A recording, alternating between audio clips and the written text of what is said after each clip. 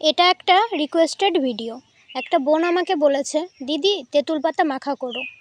প্রথমে ডাল থেকে তেঁতুল পাতাগুলিকে ভালো করে ছাড়িয়ে নিয়েছি। তারপর কিছু পরিমাণ জল দিয়ে ভালো করে পাতাগুলোকে ধুয়ে নিয়েছি। তারপর ছাড়ানো পাতাগুলোকে একটা হামানদিস্তার সাহায্যে ভালোভাবে বেটে নিতে হবে।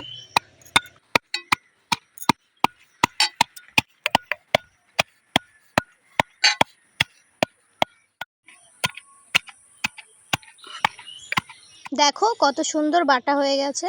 তারপর বেটে রাখা তেঁতুল পাতার মধ্যে স্বাদ মতো লঙ্কা, পরিমাণ মতো লবণ দিয়ে আবারও ভালোভাবে বেটে নিতে হবে। বাটা হয়ে গেলে একটা থালায় নামিয়ে নিয়েছি। তারপর তার উপর দিয়ে চাট মশলা ছড়িয়ে আবারও ভালোভাবে মেখে নিয়েছি। খেতে কিন্তু দারুণ হয়েছিল। তোমরাও বাড়িতে ট্রাই করতে পারো। আর কি মাখা দেখতে চাও তোমরা কমেন্টে